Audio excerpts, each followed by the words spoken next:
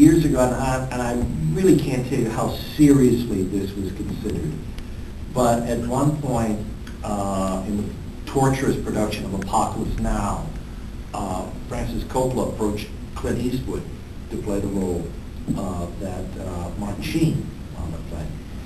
And Eastwood passed on it partly because supposedly he once told me that I don't think people would buy me in the part of, you know, the guy going upriver to kill Kurtz. He says, they would figure, well, that's Clint Eastwood. Of course he's going to kill Kurtz. And they would actually get impatient waiting for me to kill Kurtz. They wouldn't buy that I couldn't do that. Well, likewise, I talked to Newman around the time of Twilight. And I was kind of kidding with him. I said, you know, you really have to try to play more villain roles. I mean, you're old enough now. It'd be interesting to see you. He said, I don't think people really would buy me as a villain. I said, well, look at the Sucker Proxy. And he said, yeah, and look how well that did. Well, he sort of did it. But the man role, which went off in my head, but he did it much more economically. I mean, he was a villain, but he was a much more complex character, certainly much more complex than, you know, Sucker Proxy. But the idea that, to go back to my earlier point, there was I think Newman reached a point in his career, as you say, everything got much more simple, the affectation, the stride, the consciousness striving, but at the same time, more risk-taking. I mean, even a role, like I say, of Nobody's Fool, there's a lot of things, that's a high-wire act, and he pulls it off so that it doesn't look like he's working up a sweat at all. And then you really think of the emotions he's dredging up in that part. And it's awesome. Yeah. Awesome. But it's awesome, dude.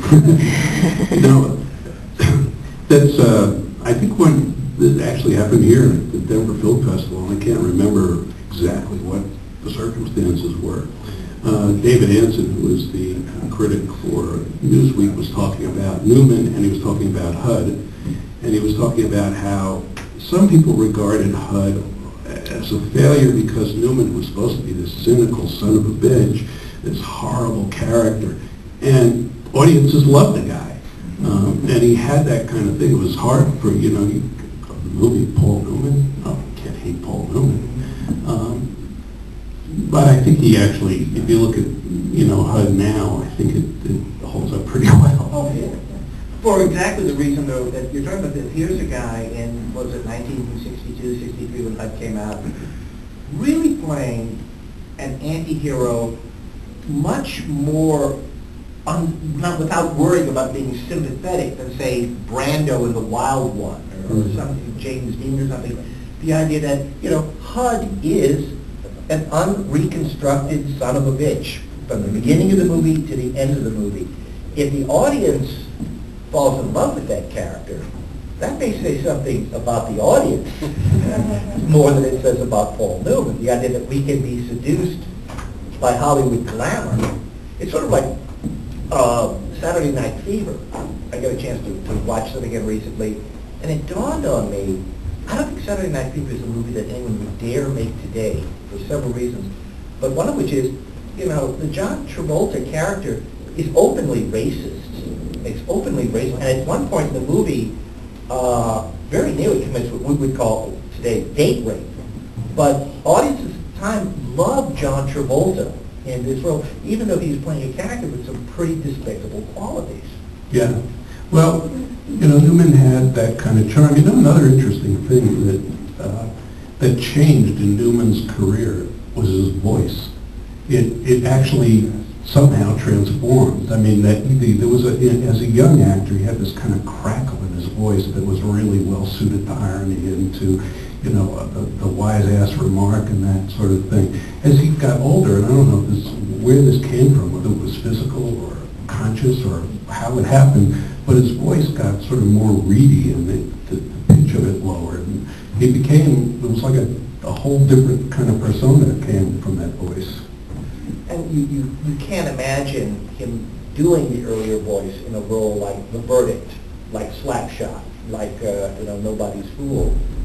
And you know, another extraordinary aspect of this kind of role, I'd say, you know, one of the last movie stars, And, you know, there were a handful of other people I can think of, oddly enough, Michael Caine is one, but you realize over 5 decades, Newman was playing parts where he was the star of them. He was the name above the title star over 5 decades. Now that's extraordinary. I mean, yes, toward the end, like Road to Perdition, he was doing, you know, character work and supporting work and things like that, but he was this lead actor, this star, over 5 decades of changing tastes, changing acting styles, changing movie-making styles and things like that. And there was never a decade until, you know, his passing where he didn't have something extraordinary to contribute. Yeah, I mean, well, I think that kind of career has become close to impossible anymore. Initially, I had thought maybe I just extrapolated this from Color of Money, but initially I thought maybe Tom Cruise would be able to do that kind of thing. He's had, obviously, you know, been jumping up and down on sofas and done a whole host of other things that, you know, Newman would never jump up and down on a sofa for anybody.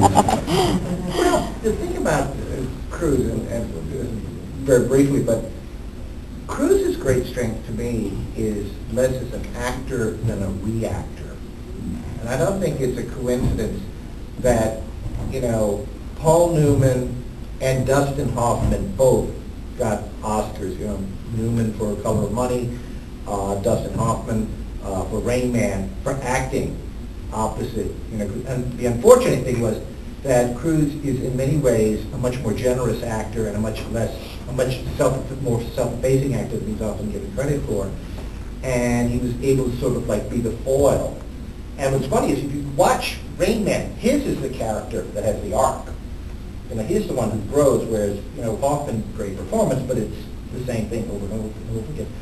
Newman was a very generous actor, very self-assured that, you know, well, you read the same of these I've read, you probably talked about it for over years, that, you know, if Newman would have been any less selfish as an actor, Butch Cassidy and the Sundance Kid would have never worked. I mean, there's a whole swath of that movie that Newman just, okay, you think you can take it? Okay, here it is, you know. And that's what makes the movie work. Yeah. Yeah, I think that's a mark of, you know, it's a common thing that actors talk about is generosity, and they, you know, they'll say, oh, what was it like to work with so-and-so?